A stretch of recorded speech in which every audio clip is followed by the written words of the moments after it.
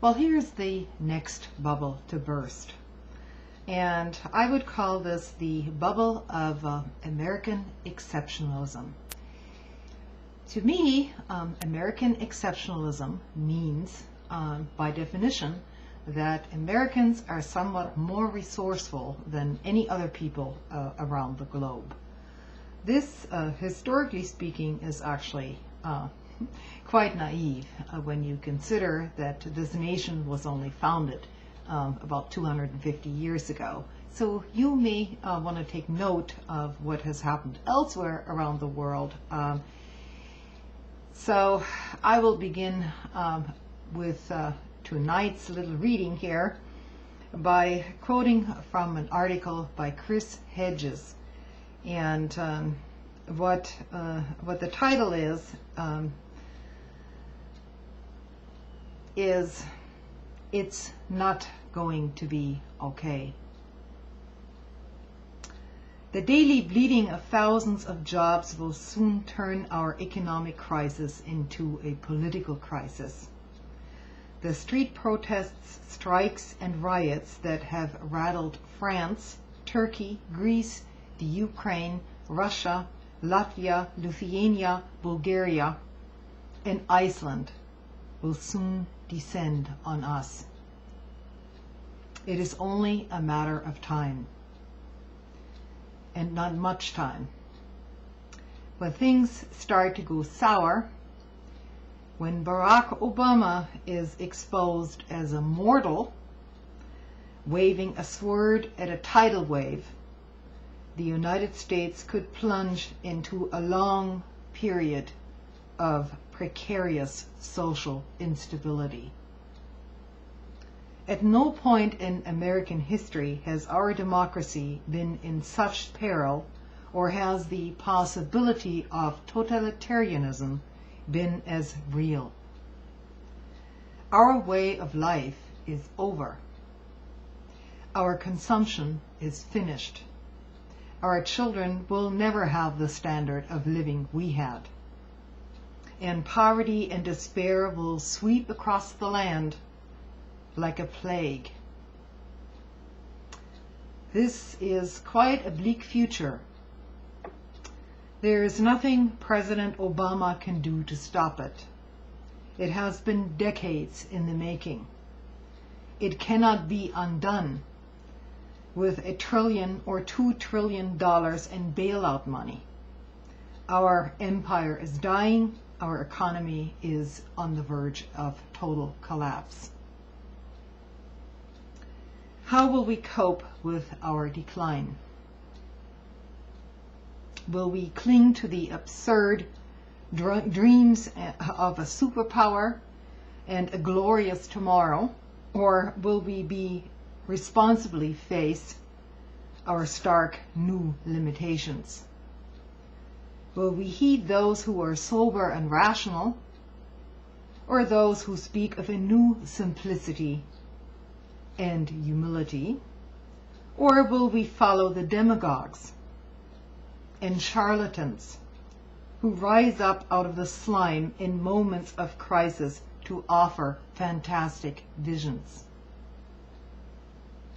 Will we radically transform our system to one that protects the ordinary citizen and fosters the common good, that defies the corporate state?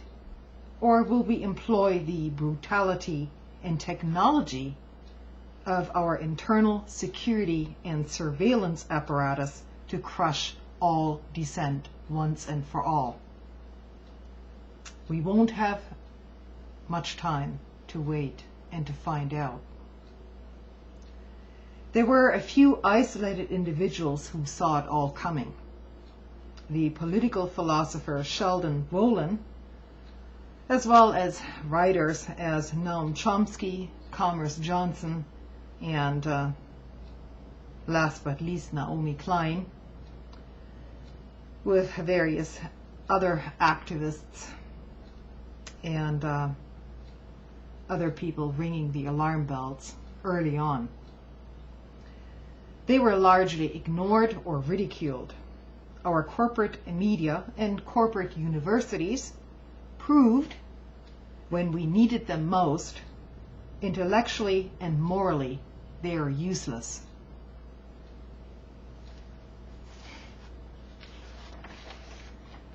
The basic systems are going to stay in place. They are too powerful to be challenged. Wolin told this interviewer when he was asked about the Obama administration, "It is shown by the financial bailout. It does not bother with the structure at all." I don't think Obama can take on the kind of military establishment that we have developed.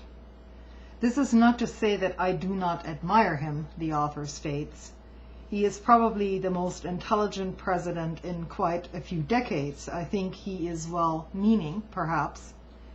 But he inherits a system of constraints that make it very difficult to take on these major power configurations.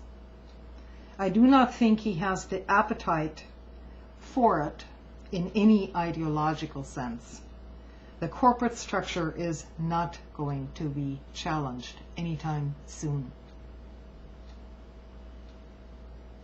Our political structure has remained unhelpful in fostering a democratic consciousness. The political system and its operatives will not be constrained by popular discontent or uprisings. Wolin writes that in this kind of a structure, consumer goods and a comfortable standard of living, along with a vast entertainment industry that provides spectacles and diversions, keep the citizenry politically completely passive. He said that this passivity is, of course, dangerous, and it is often exploited later on by demagogues who pose as the saviors and offer dreams of glory and more salvation. He warned that this type of apoliticalness, or even anti-politicalness, will be very powerful elements in taking us towards a radically dictatorial direction. The extent to which young people have been drawn away from public concerns and given this extraordinary range of diversions makes it very likely they could then rally to the next demagogue. This same author also lamented that the corporate state has successfully blocked any real debate about alternative forms of power. Corporations determine who gets heard and who does not. And those who critique corporate power are given no place in the national dialogue. He goes on to say, "The puzzle to me is the lack of social unrest." He said he is worried that popular protests, though, will be dismissed and ignored altogether by the corporate media. This, he said, is what happened when tens of thousands protested the war in Iraq before it got started. This kind of trend will then permit the state to ruthlessly suppress local protests, as happened during the Democratic and Republican conventions. Just a small taste to come. Anti-war protests in the 1960s gained momentum from their ability to spread across the country. But this is no longer the case if you don't hear about it.